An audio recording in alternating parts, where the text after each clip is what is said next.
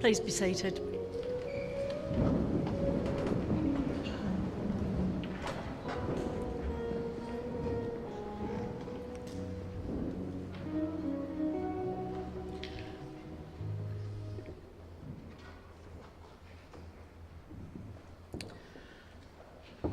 The first message from the boss is that she'd like you to turn your phones off or put them on aeroplane mode now, please. No one ducking and diving, that's good to know. There'll be somebody. Yeah. If it's not me telling you what to do today, this is coming from a higher power, a much higher power. So good afternoon everyone, I'm Shirley Hull. It was a privilege and honour to be asked by Julie to be her funeral celebrant. It won't be easy, but bear with me, dear friends. Come on, the tissues. Come on. Neil, Teresa and Rob, Rachel and Erin, Chanel and Doug would like to welcome and thank family and friends for not only coming today, but for the help and the support that has been given over the time of Julie's illness. Julie's brief was to wear colourful clothes, and she would be so impressed if she saw you all here today. Even Ben with his Julie shirt on. Good one, Ben. I'd just like you to know I have a special dispensation from Julie to wear this frock because she liked it, and I wore it to the Queen's service in Wellington, so I'm channeling higher people here today. I'd like to say it's been an honour seeing the family come together in support of each other, having the right conversations, sometimes macabre and funny conversations, very teary conversations. Where's Rachel? There she is with a hanky. And, but with plenty of hugs for everybody all round. It's really been a privilege to be around you all. I'd like to acknowledge Neil and Julie's grandchildren who are quietly playing out the back at the moment. That could all break up, but hey-ho. Our thoughts are with them too today because Grandma's not with them. We've got some thanks to do today. Neil would especially like to thank the Oncology Department at Palmerston North Hospital, Ward 23, Dr Jenny Fernando and Jenny McWannell. Dr Fernando recently rang Neil and had a chat with him, and that was a really nice acknowledgement. The family would like to thank Aranui Hospice staff who visited and made Julie comfortable. A special thanks to cousin and nurse, the lovely Kath Horn, who made the family's and Julie's life. Her last days were one of peace, and we really commend her and thank her very much for that.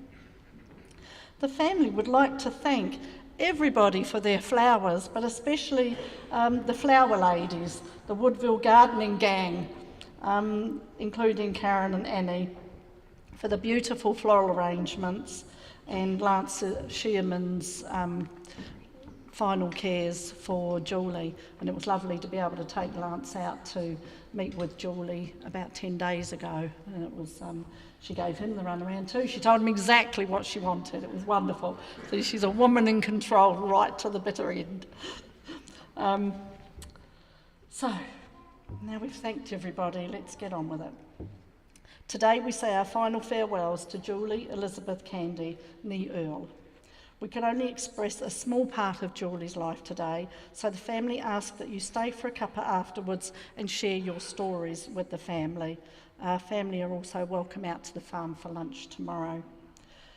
Julie's spirit was like Ricky Gervais, who wanted to tell it like it is, who wanted everyone to do the right thing, who laughed at others, with others, and because of others. Julie's sense of humour and trait of pedanticness was funny to others and peculiar to her. Julie had a need for planning and control. I think because of her illness, she knew time was short, so she took no prisoners. But her love for others she could not hide. I watched Julie watch her Neil. I watched Julie watch her girls, and I watched Julie watching her grandchildren over the past few months, recognising that she was acknowledging all the love and the support that they were giving her.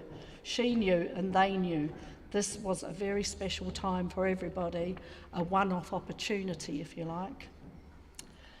Julie's got a very special friend, Claire Bruce, and Claire is going to read what used to be called a eulogy and is now called a eulogy. So I'm going to invite Claire Bruce up to do the eulogy for Julie.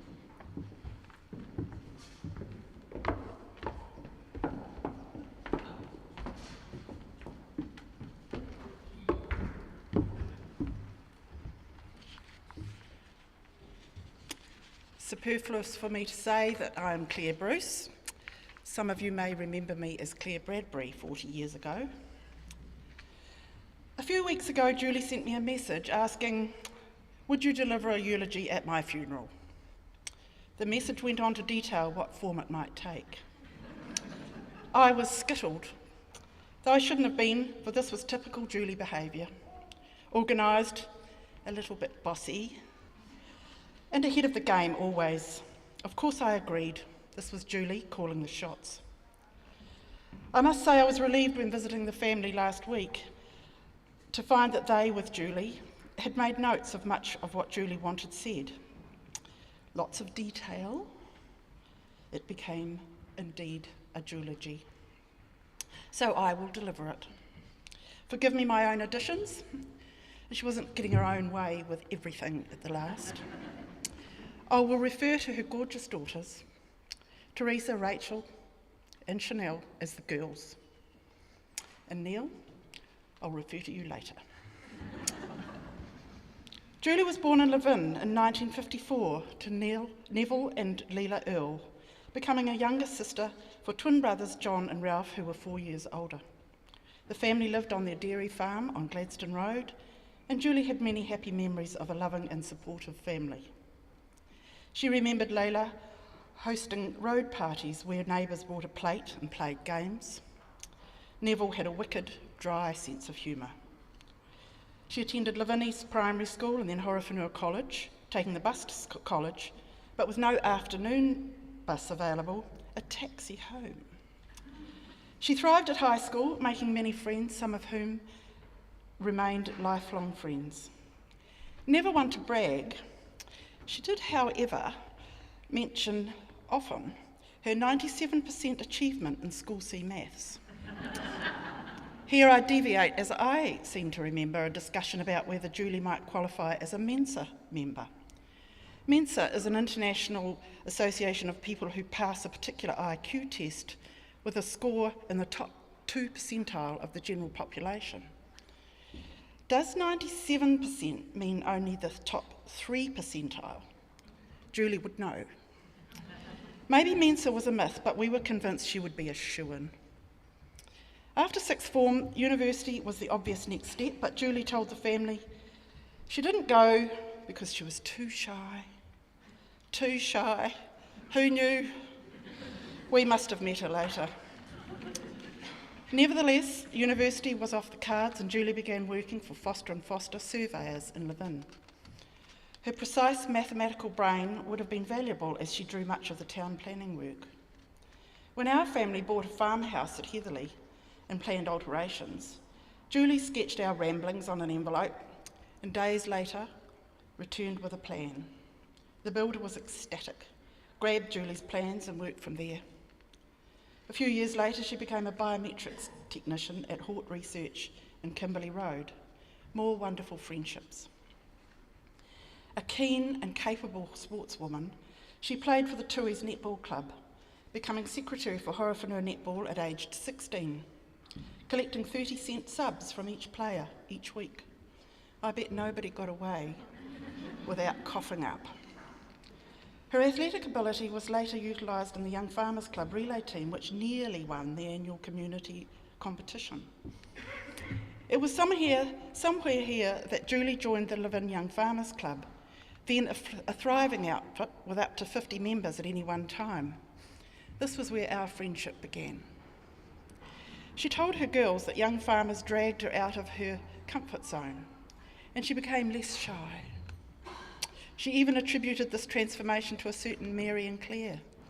Who knew? Whenever and however the shyness abated, Julie soon became a vital part of our social scene. She was efficient and enthusiastic, and lots of fun, quite noisy, and into everything, boots and all. Somewhere here she became Julie Magooly. Julie asked me to recount, within boundaries, some of the fun we had in Young Farmers, a huge part of our younger lives. In our early 20s, Julie Magooly, the aforementioned Mary and Claire, and a fourth YFC girl decided a South Island holiday was needed. We scrawled Young Farmers Study Tour in the dust of Mary's trusty dusty Datsun. And off we went, visiting all the Young Farmers mates we'd met at various conferences and committee meetings around the country. We made a very good study of the Young Farmers, culminating in a visit to National President Sam Inder and his somewhat startled wife, who lived in Middlemarch. This inspired one of our ongoing poems. And into the middle we marched. When we got there, our throats they were parched. And so it went on. I can't remember if Julie was ever in the club debating team, perhaps not, or we'd have never been beaten. There was a time when the club played sports with the naughty boys at Kawatiri Boys' Home. Julie went above and beyond, and we ended up taking groups to the river for swims and picnics, forming great associations with these boys, some of whom had broken the school windows or some such, and were now in a system that did little good. In 1979, aged 24, Julie was selected to represent New Zealand as a YFC exchangee to the US, hosted by 4H in America. Neil and Julie would later revisit many of her host families in 1996. This exchange trip required her to attend and to speak at various events describing farming in New Zealand. No room for shyness. Her host states of Minnesota and Georgia gave her very different experiences. I think it was a 6-month stint. Before returning home, she spent several more months travelling through Europe and recently counted 34 countries she had visited in her lifetime, many being on that first trip. One of these countries at that time was Austria, where I was slaving away in a restaurant in Kitzbühel, which is a ski resort. Julie rocked into town, and I was given one of the 2 days off I had in my 6 months of employment. I took Julie skiing. Well, at last, something she was useless at. She got up, 2 skis pointing downhill, facing downhill, all good, off she went, forgot the braking instructions. I became the brakes, and we ended up in a very untidy pile. Julie with either a sore leg or a sore backside, I've forgotten which. Luckily, it was the day of the annual Teddy Bears picnic, where all the expat workers took a day off, found a snowy park, danced and sang, and relieved Austria of a large portion of the national reserves of schnapps. We were very good at that. Don't eat the yellow snow. Later, after launching ourselves homeward via Vinnie's bar, avoiding any yellow snow, and losing a woolen jersey and a shirt between us, and in our most intelligent state, we wrote a poem. Forgive me, it's a long one, so I'll give you 2 lines. They downed the first 2 cups with glee and said, "This schnapps stuff is for me." Later that year, in June, the famous 3 met again in England. Only this time Mary and Peter were on honeymoon in anticipation of their upcoming wedding. This meant there were 4 of us on holiday, camping around the south of England in a 3-man tent. Poor Peter, with the ever-efficient Julie in the back seat of the car as navigator, being driven to distraction, with her always being so blinking right every time we got lost. Returning to New Zealand, Julie was soon elected as Vice Chairman of the Wellington region of Young Farmers Clubs, which also meant she was on the National Committee. The girls say she always spoke with incredible fondness about her YFC experiences. She started work as a farmhand for her brothers in Tokomaru, where they were dairying. Remember, she had been shy. So she joined the badminton club for some socialising, played doubles with Earle Candy, invited him to a party. 3 weeks later, engaged. I promised to refer to you, Earle. Well, you bounced into our lives like a bolt from the blue. Engaged, Julie? What the heck? Who is this boy? She was not shy anymore, and he seemed so shy. Married 40 years ago and all shyness gone. That boy on that day, Earle, well, he manned up big time. What a wonderful husband, albeit sometimes an annoying one, you have been. Your marriage is an example to your daughters and to others of what a true partnership means. Your shared achievements, your shared joy, your love and respect for each other has been evident to us all. Your care of Julie during these oh so difficult months has been inspirational, and you can be truly proud of yourself. Back to the script. So, married the 13th of March 1982 at Tokomaru Church. Teresa arrived 13th of April, 2 years later. Rachel came along in July 86 and Chanel February 89. Early years in hard-working dairy farm at Tamatara Road, Tokomaru, until 1996. As the girls grew up, Julie was always generous with her time, on hand for parent help for school trips, coaching and transporting sports teams, and supporting Earle on farm.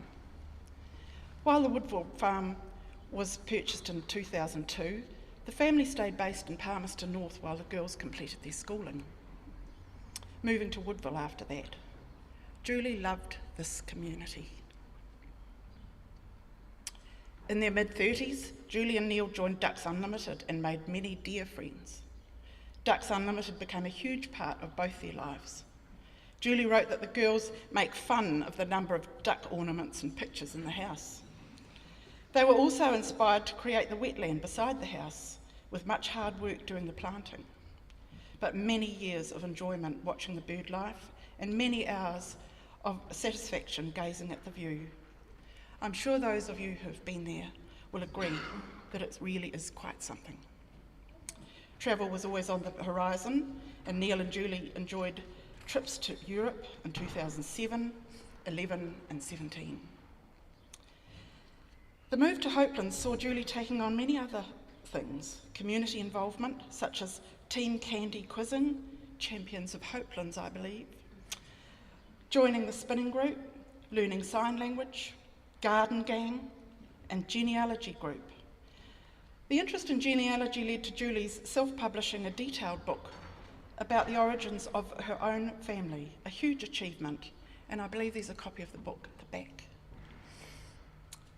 But of all this remarkable girl's achievements, it is her love of turquoisey, bluey, greeny clothes, her frustration when buying shoes to fit, her bold, honest opinions, her sense of fun, her quick retort, her huge capacity for knowing stuff, for remembering stuff, for detailing stuff, for loving her home, for gathering friendships, for remembering friendships, for planting things, for growing things, for organising things, her enormous love of family, and most especially, her bravery in these recent months. These are the things we will remember. A good life, well lived. Thank you.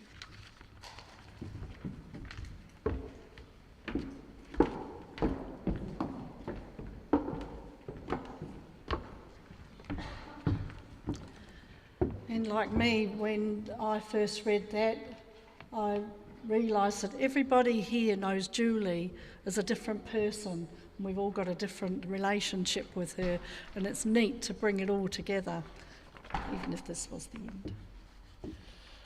I'm going to invite Joanne Wilton up to do a reading, Remember Me, by Anthony Dawson. She and Julie worked together many years ago, and she is Teresa's godmother. Where is she? Over there. I do have a copy for you. You do. Oh, we're at the stairs. Yes. Yeah, I don't like that.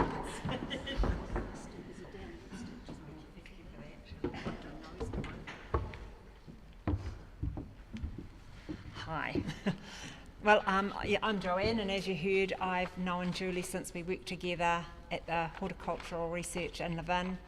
Goodness knows when, 1973 or 4 or something like that, I think. And I'm honoured today to have been asked to do a reading. I'm not reading a poem, I'm doing a reading. Thank you, Rachel. That was chosen by Julie for her service. So remember me. Speak of me as you have always done. Remember the good times, laughter and fun. Share the happy memories we've made. Do not let them wither or fade. I'll be with you in the summer's sun, and when the winter's chill has come. I'll be the voice that whispers in the breeze. I'm peaceful now, put your mind at ease. I've rested my eyes and gone to sleep, but memories we've shared are yours to keep. Sometimes our final days may be a test, but remember me when I was at my best. Although things may not be the same, don't be afraid to use my name. Let your sorrow last for just a while. Comfort each other and try to smile. I've lived a life filled with joy and fun, so live on now. Make me proud of what you'll become. So, Julie. Okay.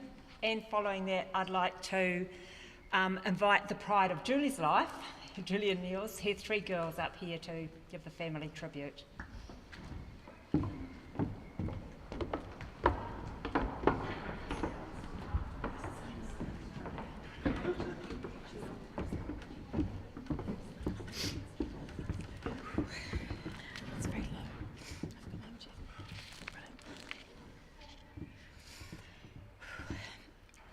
What a woman.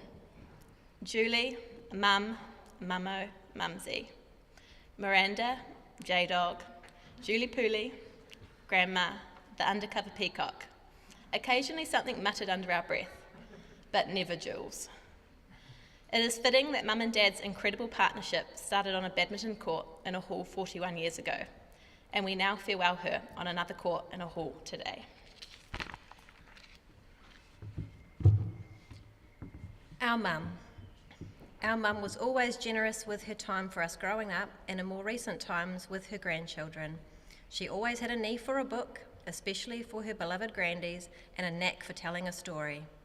She always volunteered to help on school trips, driving a van, which was amazing in that it didn't start if everyone's seatbelts weren't done up. Whilst an incredible powerhouse of knowledge and the go-to for a multitude of questions to be answered, occasionally something would stump her. A quick trip to the bookshelf and a flick through the appropriate reference book, the answer was never far away. We are fairly confident that Mum is what Google search is actually based on. Her interest in genealogy peaked upon inheriting a diary written by her great-great-grandmother, Christiana Neville. After painstakingly transcribing the text many years ago, she revisited the sordid story and spent several years researching Christiana's life with her husband, ultimately writing their story and publishing it in 2020. A huge achievement and one we were all very proud of. A keen netballer, Mum played representative level as a long-arm defender before patiently coaching our various teams through school. She turned into a passionate armchair fan, complete with yelling at the TV and sometimes even switching it off altogether. Mum refused to watch the last few Silver Ferns games because it would make her too angry. Quizzes, games and sport was something that Mum took seriously, perhaps a little too seriously at times, due to her competitive nature. The Kumaroa locals will attest to Mum's prowess in the annual tennis club fundraiser, leading Team Candy to some famous victories. The daily quiz, 2 on Saturdays, in the newspaper is a family affair and a chance to connect for a few minutes with whoever is at the house. Visitors who have taken part can sense the atmosphere change as the game faces are donned. Mum would usually give everyone else a guess before fronting up with her answer. Occasionally she would lead with, "You'll know this one," or "You must know this one," at which point you'd crumble under the pressure and forget your own name. A long-running joke in the family has been Mum's tendency to make up the rules to games as we went along. Often in her favour, she would say, "I've just remembered that I can do this," and play an elaborate hand or manoeuvre, and the game would be all but over. Mum has always kept her mind active and enjoyed puzzles, crosswords, and more latterly word games on her tablet. During the past few weeks, she was still proudly maintaining her position in the top ranks amongst online players. Her mind remained sharp until the very end. Mum's pride in her orchard and vegetable gardens, combined with her jams, preserves and baking, earned her the nickname Self-Sufficient Julie. Her delicious tomato soup recipe, in her own handwriting, is there for you to take home and add to your recipe book.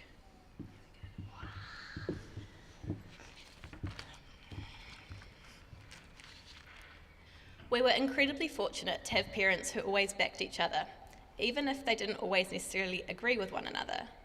There were only ever discussions, not arguments, where Dad would eventually concede Mum was most likely right. They shared a warped sense of humour, love of the outdoors, commitment to helping the local community, hard-working ethic, devotion to one another, and most importantly, us. When asked recently how she would describe herself, she replied, "A happy and kind person who doesn't mean anybody any harm." We couldn't agree more. We've been so blessed to have you as our mum. You have been the most wonderful role model to us, and we will strive to live our lives in a way that would make you proud. Your courage, strength and determination over these last few years especially, a testament to the incredible Wonder Woman you were. We love you so very much, and your absence will be ever present. We will take comfort from each other and all these people who have gathered today to celebrate your life, and from knowing you're no longer suffering. Gone but never forgotten. Some final advice from Julie for us to all try live by. Do unto others. What's the worst that can happen? Stop frowning, wear sunscreen, put your hat on, take a jersey. Don't sweat the small stuff. And if in doubt, turn left and you'll eventually come right.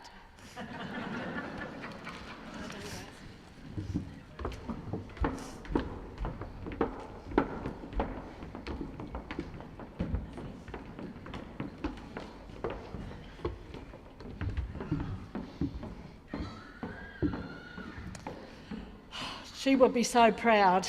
She would be so proud of you, young woman, today. I know she was proud anyway, but you've done a very good job today. We're going to open for open tribute soon, but I'm going to ask Mike James to come up first. Mike's President of Lions. Thank you.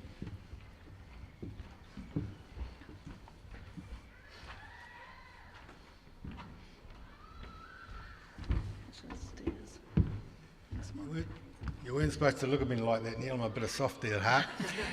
But anyway, on behalf of Woodville Lions and our wives and partners, Neil, and it's awesome to be able to do it in front and thank Shirley in front of you all today for the huge contribution in the last 11 years that Neil and Julie have put into the club.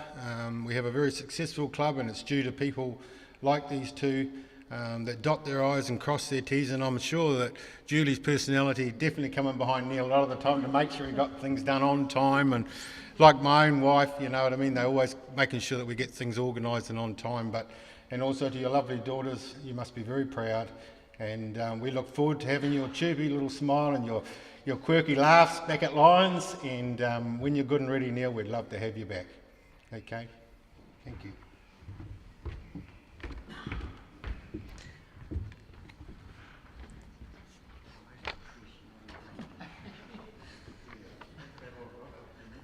Well done, Mike. Thank you very much. And I'd like to invite Joe McIntyre to come up from the Genealogy Club.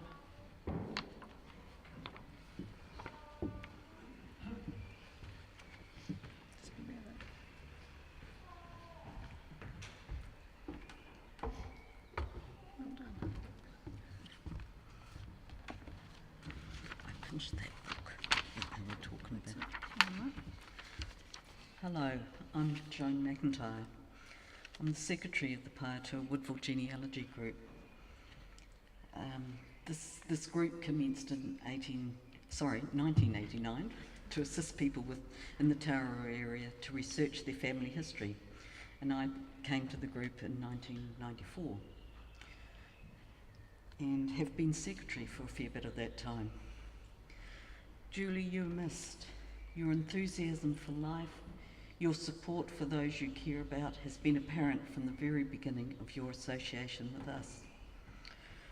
Julie joined us back in February 2011, and at that time we were fundraising to purchase microfilm of a local newspaper that was produced here in Woodville from 1883 to 1938, the Woodville Examiner. This was to make research easier here in the town rather than to have to travel to Wellington. Julie and Neil gave their wholehearted support to the project, and the woolshed got cleaned out and tables set up, as well as barbecues, and groups came and a great evening of entertainment followed. And Neil provided us with fireworks that night. With funds raised from this and other things such as raffles, we achieved our goal, and the microfilm is in the Woodville Library. Julie took on the task of treasurer not long after that, in which she kept until recently with her usual enthusiasm. Meetings at the Candy's house with speakers that Julie had organised were always interesting and relaxed. She supported all the members in their endeavours as we did for her. It was suggested within the club that the members should pick an ancestor and write a page about them, or write their own story, which some have done, and it won't surprise anyone here that Julie achieved that. As already mentioned, she did her story about an ancestor who came from England. Her research took her to England, where she had contact with the family to ensure that the background was correct. The result was not a one-page story, but a book of 60 pages or more, which she published, as already said, in 2020. A legacy to be proud of, and a great example of her tenacity and enthusiasm. Julie, we thank you for your involvement in our group. We are richer for it, and we will miss you. Rest in peace.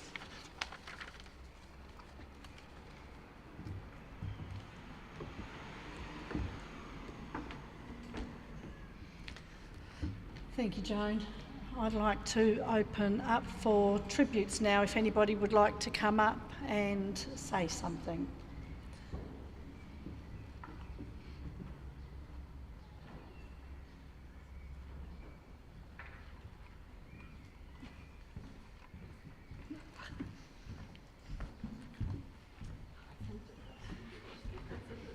Just it's 3 up and 1 down, just be careful on there.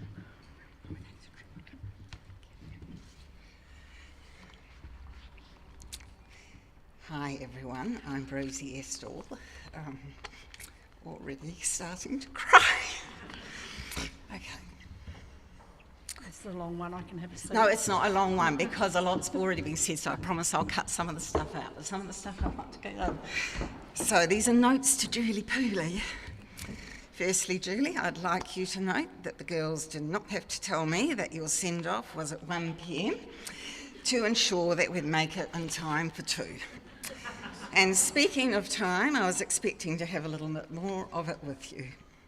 I should have known you were always on time, if not a little early, but just this once, on this occasion, you could have followed my example. My friend, I have to tell you that the puns you enjoyed making were more often than not terrible, yet they were oh so predictable. I loved that you laughed at your own cleverness. It made me laugh too, or roll my eyes. Just to let you know that I'm challenging the crowd that's gathered here today to send you off to drop a Julie pun into their conversation at the knees up later on, and I'm being dead serious about that. Julie, you were unabashedly loud, and it's not a coincidence that you lived on Hopelands Road, because you always had a hope. You were always positive, and I really loved that about you. I can't believe that you were too shy to leave home and go away to university. Okay, we all know you got 97% for School C, blah, blah, blah, 6th form certificate, blah, blah, blah, and got the science prize. No wonder you were so good at Sudoku, cryptic crosswords, botanical names, and remembering all those people generations back on your family tree. And even when you told me about your sixth cousin removed, who had the peg leg and fell off the wharf somewhere in a drunken state, I agreed that I knew, but really I couldn't remember. Yes, everyone, we know you were smart, intelligent, very capable, natural curiosity, all these things have been said. And you also had a very straightforward way about you. I think you're the only one who could tell me in a very matter-of-fact way to pull my head in when I really needed to. Julie, you mentioned that your proudest accomplishment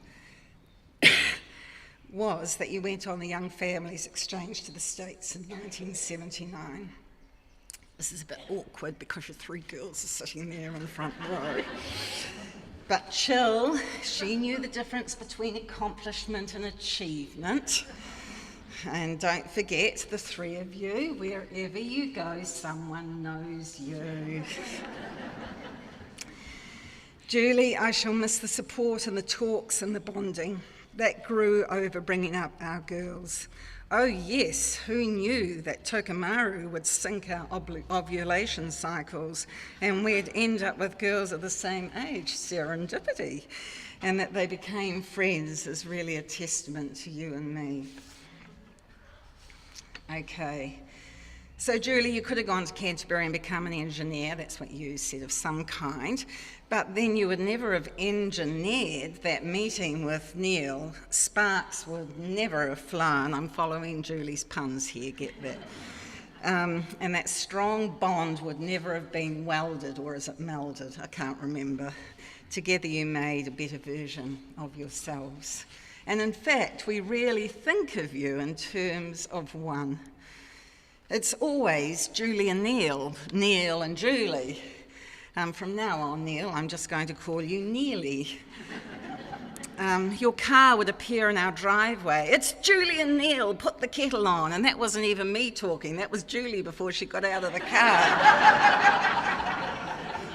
And then she'd come in, hello, she'd say. And it would always be followed with, we're on our way to, or we've just come back from.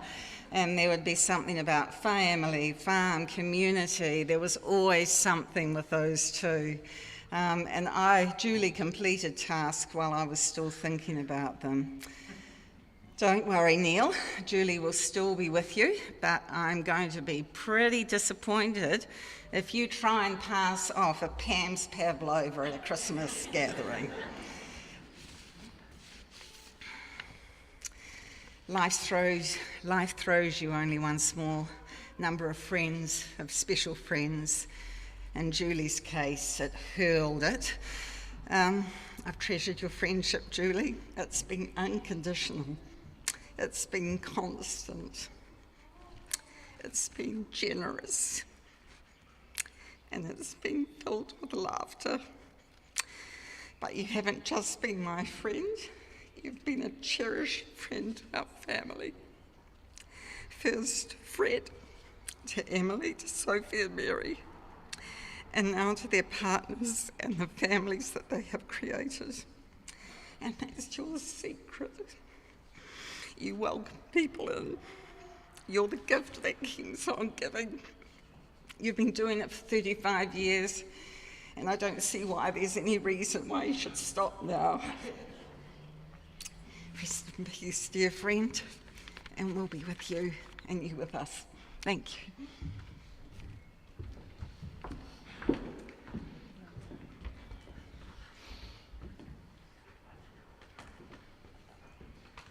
Put the bloody kettle on.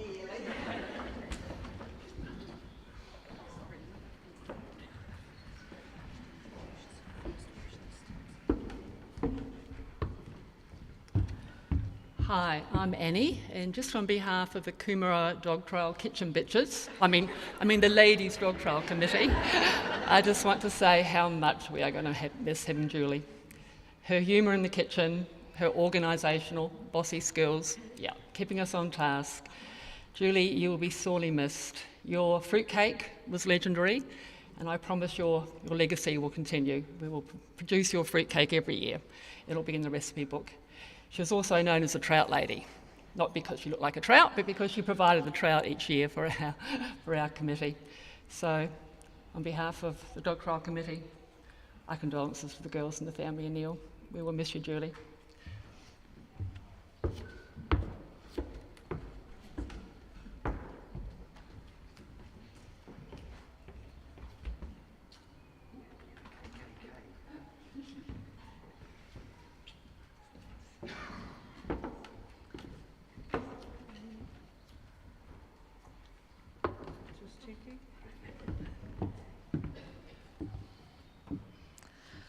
Wow, thank you so much for your kind words. I'm sure the family will take those with them. And that, nice flowers. We're just going to be able to take a little emotional break at the moment, and we're going to have a montage to one of Julie's favourite songs. You can sing along if you would like. Julie will be quite happy about that. Chanel may get a bit loud at this time, and she's been having a little bit of a practice on this one. Go for it. Mike's still here, Chanel. And so I'll hand over to Richard at the back to play our montage. Thank you, Richard.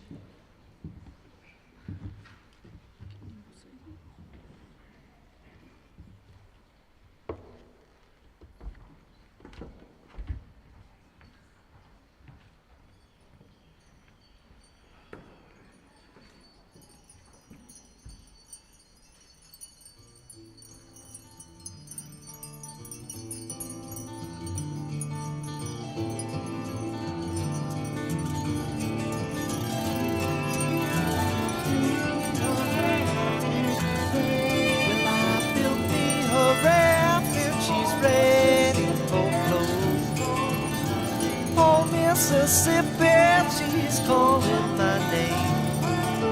Catfish are jumping, that paddle wheel bumping. Black water keep rolling on fast just the same. Oh, black water keep on rolling. Mississippi moon, won't you keep on shining on me? Oh, black water keep on rolling. Mississippi moon, won't you keep on shining on me? Oh, black water keep on rolling. Mississippi moon, won't you keep on shining on me? Yeah, keep on shining your light. Gonna make everything great. Mama gonna make everything alright. And I ain't got no worries, 'cause I ain't in no hurry at all.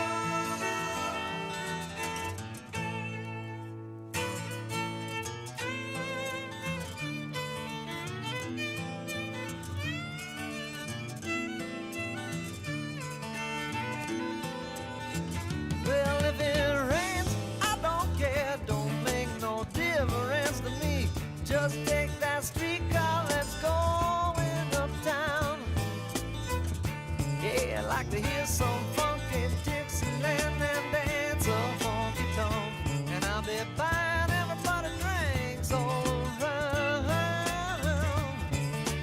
Oh, black water, keep on rolling. Mississippi moon, won't you keep on shining on me? Oh, black water, keep on rolling. Mississippi moon, won't you keep on shining on me? Oh, black water, keep on rolling. Mississippi moon, won't you keep on shining on me? Keep on shining your light. Gonna make everything gonna make everything alright. And I ain't got no worries, 'cause I ain't in no hurry at all.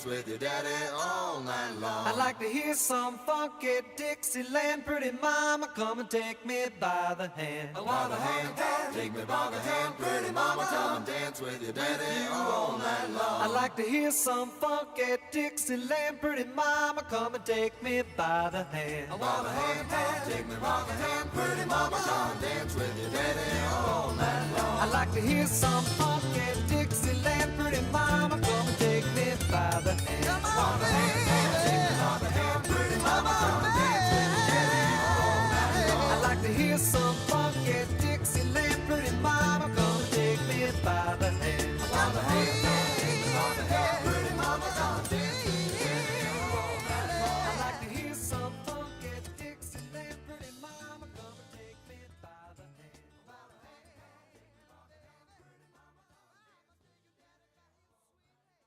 hand. What a legacy you're leaving.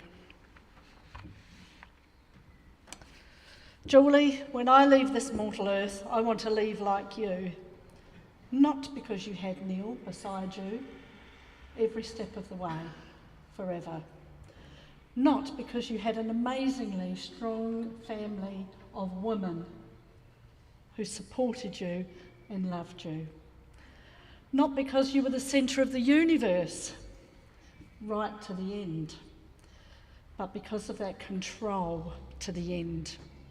You knew you were leaving. You told me you were ready. So we painted your fingernails to match your toes. Didn't match anything else at the time, did it? She had a woolly hat on and a red top and everything was out of kilter, but it was just really, really cool time. You were ready for your final journey. We're now going to have a closing committal. Can I ask you to stand, please? I acknowledge Neil and Julie, who are covered with sadness, and Neil and the family, who are covered with sadness and tears. May you find comfort in each other and in the knowledge that Julie is at peace. Julie Candy, woman, wife, mother, friend, grandma.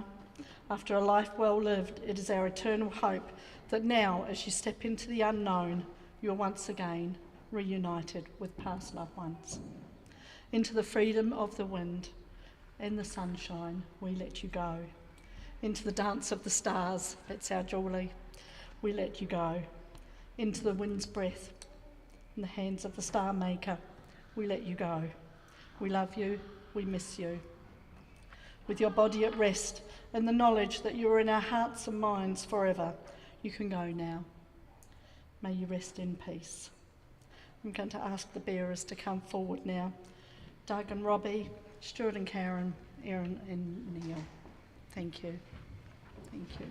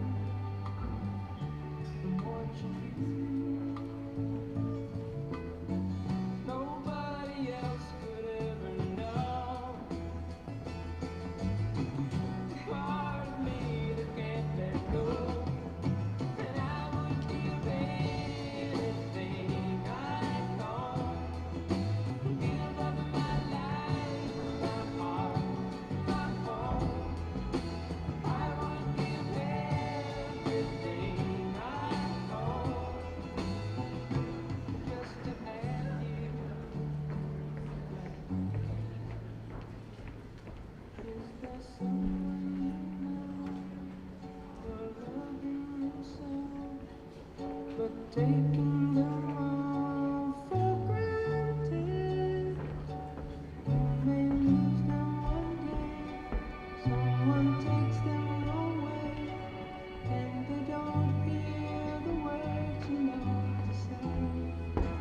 I would give anything I own, give up my life, my heart, my home. I would give everything I own just to have you back, just to touch